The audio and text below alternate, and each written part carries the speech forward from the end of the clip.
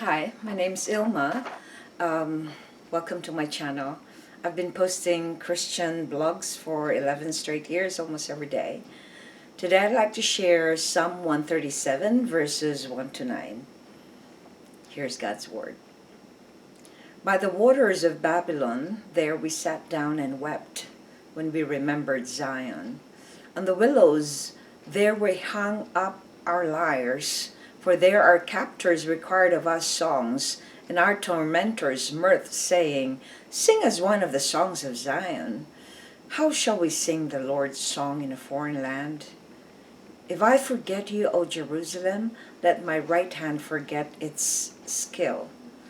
Let my tongue stick to the roof of my mouth, if I do not remember you, if I do not set Jerusalem above my highest joy.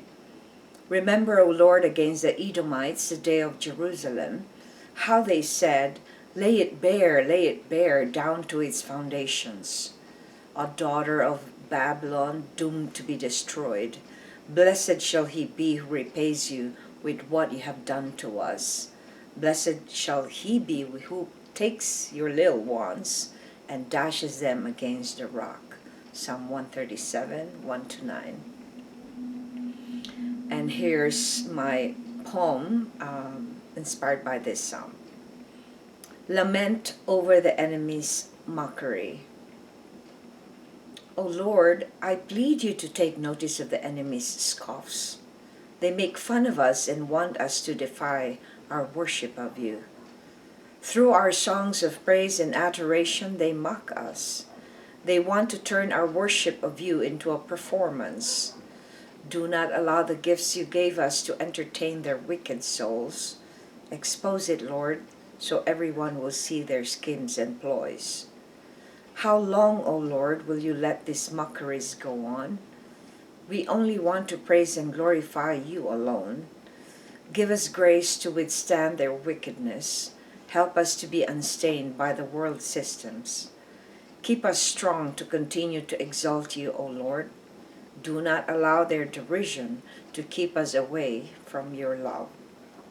Reflection. Why do you think this community lament sounds very intense? And what event was verse 8 referring to? Is it justified for the psalmist to ask God to punish the enemy? Verse 8 says, O daughter of Babylon, doomed to be destroyed, blessed shall he be who repays you with what you have done to us. I'd like to read some information and facts that I read from www.scielo.org.za. And it says here that Cross, one of the commentators, I think, or I'm not sure if it's just a historian, it says that Psalm 137 is the only psalm that can be dated with certainty. He believes that the Babylonian Empire was still in existence when the psalm was written, because in the psalm, Babylon is doomed to destruction. The date should therefore be set as before 538 BC. One unquestionable fact BCE, one unquestionable fact of Psalm 137 is that the subject matter is the Babylonian exile. So the psalm could have originated between 597 and 587 BCE, that is the Babylon between the first deportation and the final destruction of Jerusalem and exile. It has been written during the exile following 587 BCE. This implies that author was in exile before his return in 538 BCE. So this was written in between that. It has been written by someone who was neither in Babylon nor Jerusalem. The psalmist could have been someone from the diaspora. It has been composed shortly after the exiles returned, but before the temple was completed in 515 BCE.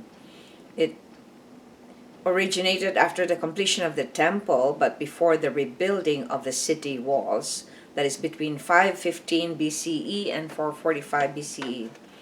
It was originated after the destruction of Babylon in about 300 BCE. This date of origin is based on the passive participle, "you devastated one," in Psalm 137 verse 8, which implies that Babylon was already destroyed when the psalm was written. From the content, I continue to read from that website. From the content of Psalm 137, the author seems to have been in exile after the fall of Jerusalem in 587 BCE and may have been one of the temple musicians taken to Babylon as an entertainer. It was common for the conquering nations to take musicians from the conquered nations for their entertainment. For example, Sennacherib, in his account of the siege of Jerusalem, states that Hezekiah sent to him male and female musicians as part of his tribute. Most likely the psalmist and his companion shared a similar fate. Cross argues that most likely Psalm 137 was issued from an observance of the lamentation by the exiles. The exiled community of Jews could have gathered together at the streams of the canals to reminisce about the destruction of Jerusalem, and Krauss suggests that exiles could have gathered at specific places, such as in the houses of the elders or at the canals, to lament the ruined sanctuary in Jerusalem and to pray for a change of fortune. Second, to search the scriptures for proclamations about future events. It can also be observed from 1 Kings 8:46-53 that the praying assembly on such occasions assumed the direction of prayer facing toward Jerusalem. So that information answers the question that this community lament is very intense in its nature, because this was the time when they were exiled in Babylon, and like verse 1 is like they are being tormented and mocked by the Babylonians to sing psalms and songs for them to be entertained. So this is quite a mockery, because their psalms and hymns are for worshiping the Lord, and now they want them to perform for them.